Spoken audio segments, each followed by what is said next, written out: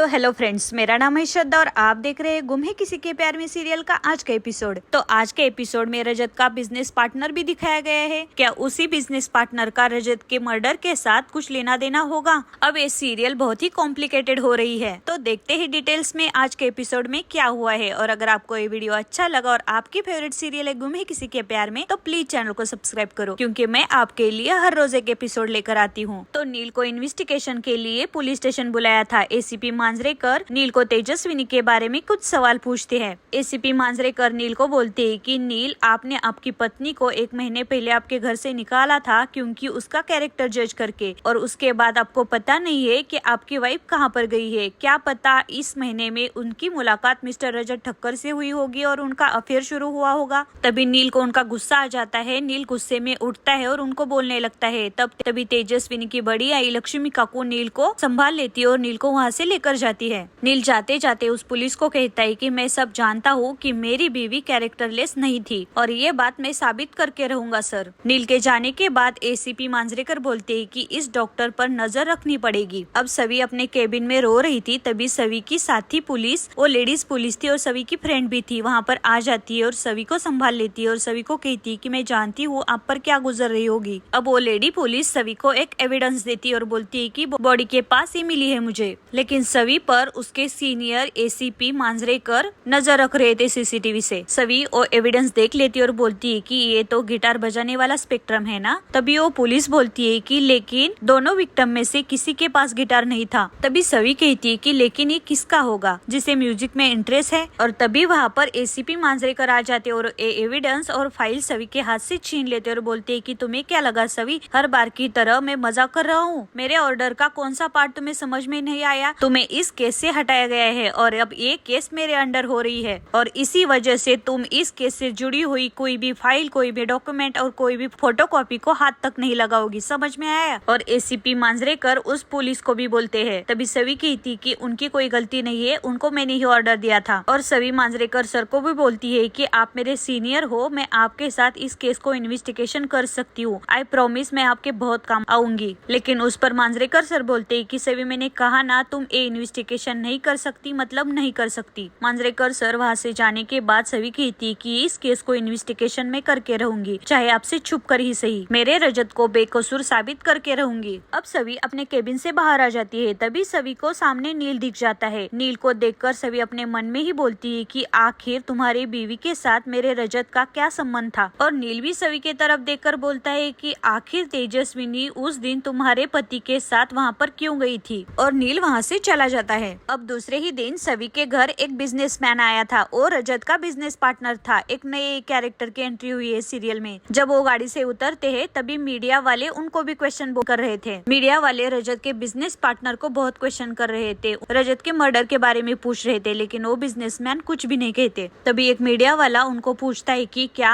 रजत का उस लड़की के साथ अवैध संबंध था। उस पर रजत के बिजनेस पार्टनर को गुस्सा आ जाता है और बोलते है कि आप पत्रकार हो, कम से कम जिम्मेदार तो बनो। इस ठक्कर परिवार का एक सदस्य इस दुनिया में नहीं है और आप ऐसे सवाल पूछ रहे हो मुझे। और रजत के बिजनेस पार्टनर मीडिया वालों को ऐसे सवाल मत पूछो ऐसे कह के वहाँ से चले जाते हैं अंदर। अब रजत की माँ उनको देखकर रोने लगती है, क्योंकि रजत की माँ उनको बेटे जैसी देखती थी। अब वो बिजनेसमैन रजत के आई को धीर देते और बोलते है कि मैं अपने मीटिंग के सिलसिले शहर से बाहर गया था और मुझे ये खबर मिली, मुझे तो यकीन ही नहीं हो रहा है कि रजत अब इस दुनिया में नहीं है। तब रजत की माँ उनको कहती है कि रजत तुम्हें भाई जैसे मानता था, हम मुंबई से नागपुर आए तो मुझे लगा मुझे दूसरा बेटा मिल गया, लेकिन देखो भगवान ने क्या किया, मेरा रजत ही मुझसे छीन लिया। ऐसे कहकर रजत की माँ अब ज्यादा रोने लगती है। अब रजत का वो बिजनेस पार्टनर सवी के पास भी जाता है और सवी को कहता है कि तुम मेरी छोटी बहन जैसी हो, तुम्हारा ये हाल देखकर मुझे तो बहुत दर्द हो रहा है, तुम्हारे दर्द का मुझे अंदाजा भी नहीं है अभी। और तभी तारा बोलती है कि दर्द, इस लड़की की वजह से तो मेरा भाई नहीं है इस दुनिया में अभी, ये लड़की मेरे भाई के मौत की जिम्मेदार है। तभी वो रजत के पार्टनर बोलती है कि कैसी बात कर रही हो तारा, रजत की मौत की जिम्मेदार सवी कैसे हो सकती है। तभी रजत की माँ कहती कि हंसता खेलता परिवार था हमारा, इसकी वजह से ही रजत यहाँ पर आया और रजत के साथ ऐसा हुआ। तभी वो बिजनेसमैन कहता है कि काकी ऐसा मत कहो, आने वाली कल की खबर किसको होती है। और जहाँ तक मैं जानता हूँ सवी रजत से बहुत प्यार करती है और रजत भी सवी से बहुत प्यार करता था। रजत जो कुछ भी कर रहा था सवी के सपने पूरे करने के लिए कर रहा था। अब जो कुछ हुआ है उसे बदला नहीं जा सकता। सवी सभी अब इस परिवार की जिम्मेदारी तुम्हारे कंधे पर है और इसीलिए खुद को संभालो क्योंकि इस परिवार को संभाल सको। वैसे तो मैं जानता हूँ कि तुम बहुत बहादुर हो, लेकिन कभी भी किसी भी वक्त तुम्हें मेरी जरूरत हो तो भूलना मत। रजत सिर्फ मेरा बिजनेस पार्टनर नहीं था,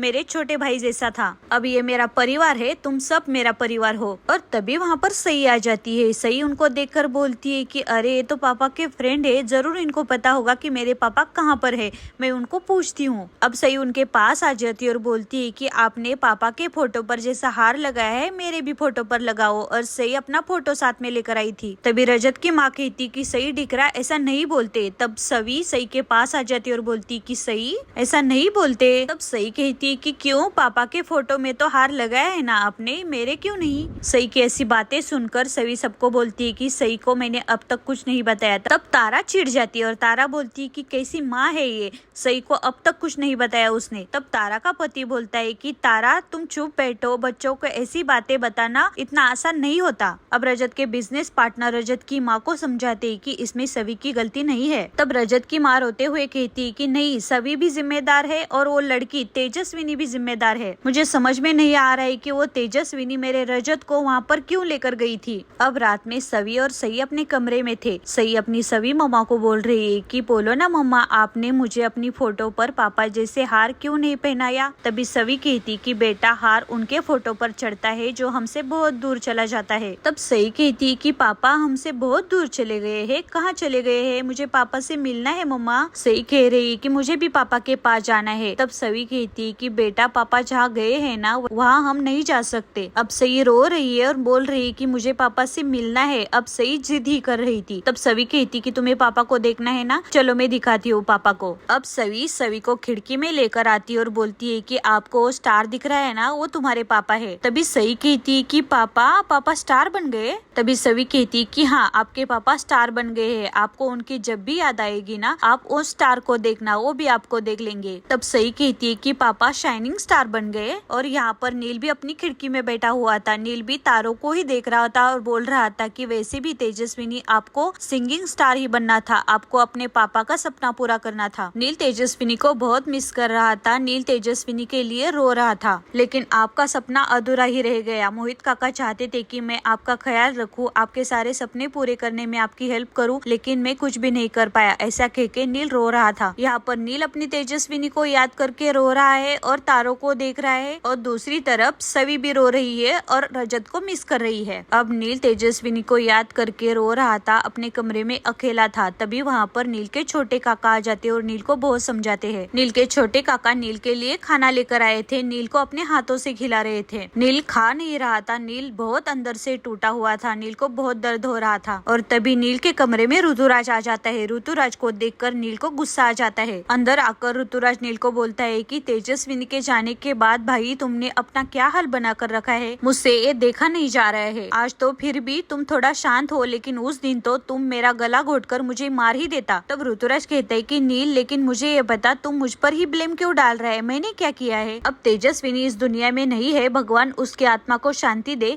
लेकिन ये साबित हुआ है ना, सब कुछ उसने ही किया था, सारी गलती उसकी ही थी। उस पर नील कहता है कि किसकी गलती थी किसकी नहीं थी, ये बातें मैं जानता हूँ। और ये सुनकर ऋतुराज डर जाता है और आज का एपिसोड यहीं पर समाप्त हो जाता है। देखते हैं आगे के एपिसोड में क्या होता है। ऐसे ही सीरियल के आगे के एपिसोड देखने के लिए प्लीज चैनल को सब्सक्राइब करो और वीडियो को लाइक भी करो। Thanks for watching and lots of love. मिलते हैं कल एक नए एपिसोड के साथ।